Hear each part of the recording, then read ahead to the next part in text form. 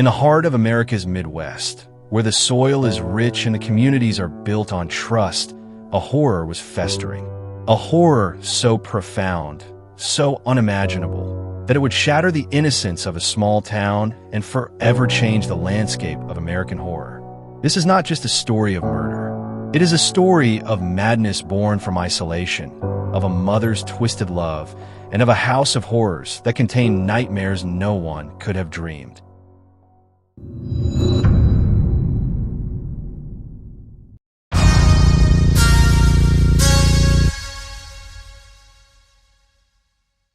This is the complete, unsettling, true story of Ed Gein.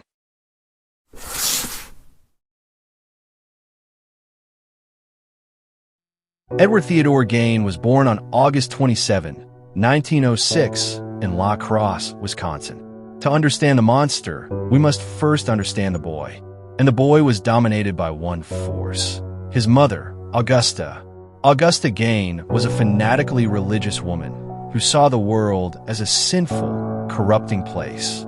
She despised her alcoholic husband, George, and was determined to save her two sons, Henry and Ed, from damnation. Her method? Complete isolation. She moved the family to a remote 155-acre farm outside Plainfield. Here, Augusta filled her sons' days with hard labor and their nights with fire and brimstone Bible readings. She preached that all women, except herself, were harlots and instruments of the devil. Sex was a sin. The world was evil. Young Ed, sensitive and timid, became obsessively devoted to his mother. She was his entire world, his goddess. In his eyes, she could do no wrong. Then, death began to stalk the Gein farm. 1940, George Gein dies of a heart failure. 1944, his brother, Henry, dies in a suspicious fire. While fighting a brush fire, an argument broke out. Henry was found dead, his head bruised. Though ruled an accident, many, including the sheriff, suspected Ed. 1945, the final blow. Augusta, the center of Ed's universe, dies after a series of strokes. With his mother gone, Ed's mind shattered. He boarded up her bedroom and parlor, preserving them as a pristine shrine. The rest of the farmhouse descended into squalor. He was now utterly alone, his only companions the twisted teachings of his mother and the silence of the Wisconsin plains.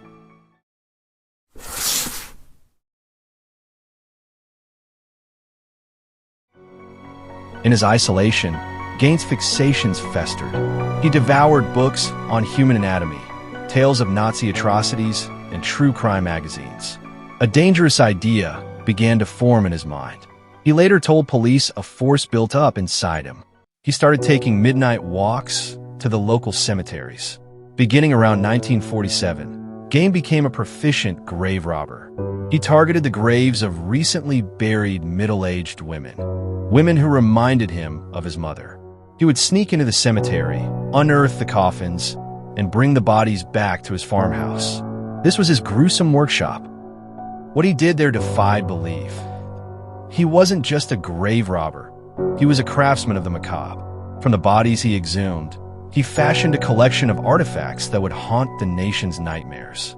A wastebasket made from human skin, a lampshade made from human skin, bowls fashioned from the tops of human skulls, a corset meticulously crafted from a female torso, a belt made of human nipples, face masks, death masks, made from the skin of women's faces, which he would sometimes wear to become them.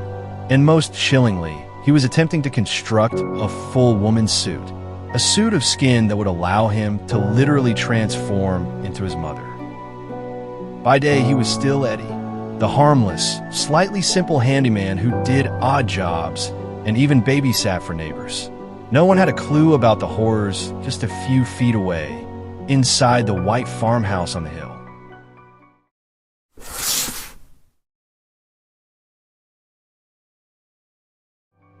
The facade cracked on November 16, 1957, when 58-year-old Bernice Wardens, the owner of the local hardware store, disappeared. Her son, Deputy Sheriff Frank Wardens, immediately had a suspect. Ed Gein had been in the store, just the day before.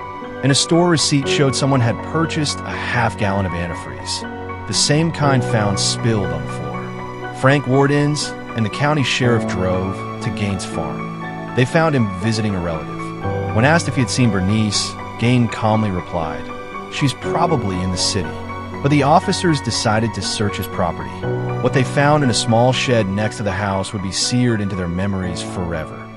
Hanging upside down by her ankles, dressed like a slaughtered deer, was the headless, gutted body of Bernice Wardens. That was just the beginning. They entered the house. The stench was indescribable. The filth was overwhelming. And the decorations were human. Bernice Warden's heart in a plastic bag on the stove.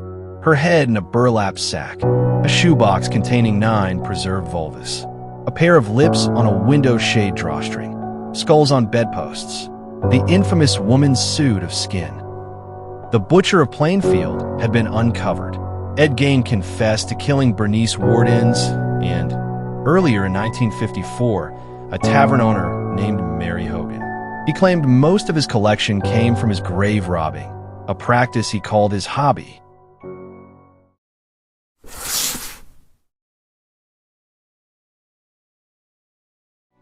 Gein was deemed mentally unfit for trial and was committed to the Central State Hospital for the Criminally Insane. Diagnosed with schizophrenia, he lived a relatively peaceful life in confinement. A decade later, in 1968, he was retried and found guilty of murder, but not guilty by reason of insanity. He was returned to a mental hospital for the rest of his life. But Ed Gein's story was just beginning.